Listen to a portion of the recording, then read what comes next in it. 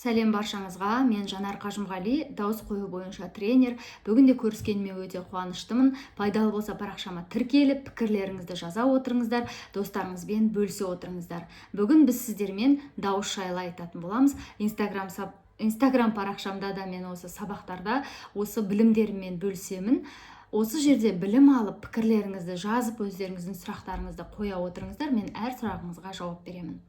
Дауысты біз қандай адам екенін осы дауыс арқылы кез келген адамды біле аламыз. Мысалға, тіпті өтірік соғып тұрса да біз ол дауыстан біліп қоюымыз мүмкін. Шынайы ашылып ақтарылып тұрған адамды да дауысы арқылы бүткіл ол кісінің өткен өмірі жайлы барлығын жүрегімізбен сезіп тұрамыз. Себебі дауыс бұл деген кәдімгідей айна секілді ғой. Дауыс кәдімгі адамның ішкі айнасы. Ол адам қандай?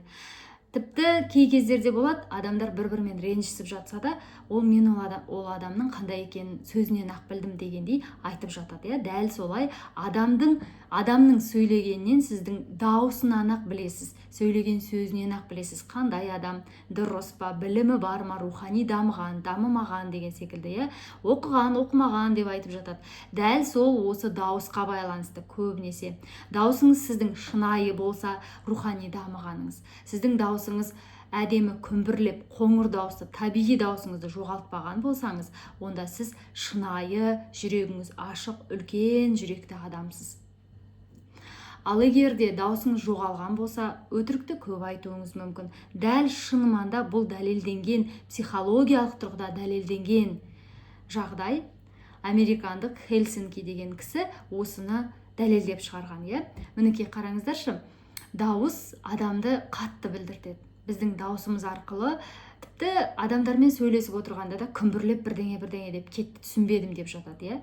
Мінекей біздің даусымыз күмбірлеп тұрса да, сәлеметсіздер ме, қалайсыздар, сол қалай отырдыңыздар кеше деген сияқты сұрақтың өзін қойған кезде жай ғана әшейін күмбірлеп тұрған сұрағыңыз сіз ешкім түсінбеуі де мүмкін, мағынасына кіріп білмеуі де мүмкін. Сондықтан да дауысқа әрине күш салу керекпіз. Дауыс бізде ішпен демалған кезде әдемі болып шығады, яғни диафрагмамен. Бұны мен сабақта үйретемін. Өзімнің инстаграм парақшамда барлығын айтып түсіндіремін. Сабақ, мастер-класс, Астана қаласында мастер-класс өткелі жатыр. Бұйырса мінекей 5 шілдеге қойдым. 2 сағаттық мастер-класс болады онда. Және де ең басты дүние 80% практика. Қалған 20% ғана теория. Теория бізге барлығымызға қажет. Білмеген ақпараттарымыз өте көп.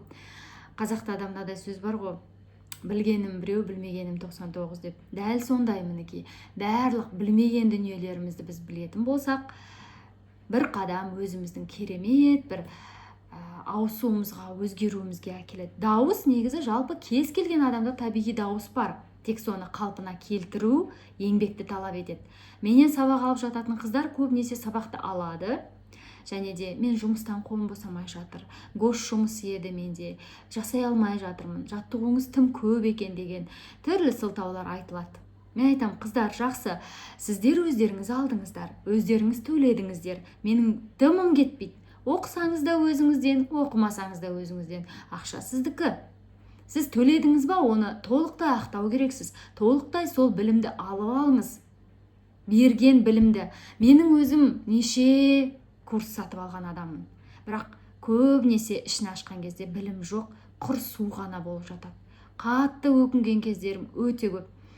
Бір өте танымал блогер кісілерден сабақ алдым. Сол кезде 17 000 теңге болды ол сабақ. Әрең дегенде оны үйде отырған ана болғаннан кейін күйеуімнен сұрап, оны сол уақытта оқыдым. Ішін ашсам, ішінде білім емес, тек қана мотивация. Ал, жаса, істе, оқы, білім ал, тоқы, жатпа, осындай сынды дүниелер айтылған. Білім мүлде болмады. Мен сонда қатты сан соқтым. Мінекей, осындай сан соқтырмайтын білімдер менде бар. Менің білімім сіздерге өзімнің алған біліміммен бөлісемін. Мен танымал жүргізушілерден, танымал тележурналистерден бүткіл мастер-классынан алған білімдерімді сіздерге бере аламын, бөлісе аламын. Сабақты жаздым. Өзімнің жеке техникаларымда бар. Себебі мен бұл даусымды қойғанда да өте көп еңбектендім, өте көп оқыдым, іздендім деген секілді. Ізденіп оққан адамда білім бар. Тек қана мотивация деген ол білім емес. Мотивация бүгін барда ертең жоқ болып кетуі мүмкін. Ол су секілді. Ал білім ол сіздің қасыңыздан кетпейді. Білім алдыңыз ба, соны қолданыңыз. Білім алдыңыз ба, соны күнделікті жаттығу жаса деді ме? Жаттығуды күнделікті жасай отырасыз, даусыңызды жөндейсіз, реттейсіз, даусыңыз өзгереді. Мінекей, дауыс өзгеруде емес мәселе бұл жерде. Өзіңнің табиғи даусыңды қайта қалпына келтіру. Менің дәлелім осы. Себебі әр адамның өзінде табиғи дауыс болады. Бірақ біз сол табиғи дауысты өмір сүру қағидамызбен, эмоционалдық бізде эмоция деген шалқып тұрады ғой, әйел адам болсын, ер кісі болсын, қазіргі таңда психологиялық тұрақсызбыз.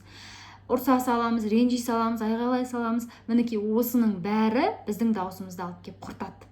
Даусың жоқ болып кетеді, сен өзің даусыңды жоғалтып аласың мүлдем. Өмірде қалай адам жоғалып кетеді, өзін жоғалтып алды деп айтып жатады ғой, дәл солай дауыс та солай жоғалып кетеді. Жоқ болып кетеді, болды. Сіз даусыңызды жоғалттыңыз, ол жоғары шығып кетуі мүмкін. Қалайсың әрей дейтін апаларымыз бар мысалға, осы дауыс жоғалып кетті деген сөз осы. Дауыс қоңыр дауысты болу керек. Дауыс әдемі болу керек. Яғни біздің әншілеріміз болсын, қанша тыңдасақ та құлағымыз шаршамайтын кісілер болады ғой. Қайта-қайта тыңдай бергім келеді. Мінекей сондай кісілер, оларда табиғи дауыс болғандықтан біз одан шаршамаймыз. Алла тағала барлығымызға бірдей табиғи дауыс берді. Қалай біздің саусағымызда мына ою өрнектер әртүрлі болса, адамның дауысы да дәл солай әртүрлі. Әркімнің өзінің жеке дауысы бар.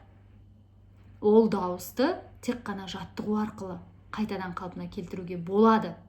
Ал егер жаттығу жасамай, сатып алды курсты. Кеше ғана менен мінекей бір қыз сатып алды. Жолда жүредім, жасай алмай жатырмын, үй жұмысын жібере алмай жатырмын дейді. Ол жерде менде үй жұмысы бар. Өзім тарапымнан тексеріледі, өзім айтамын, қайта оқыңыз, мына жерде дұрыс емес дегенде түзетіп отырамын. Және де сөздік қорды көбейтетін де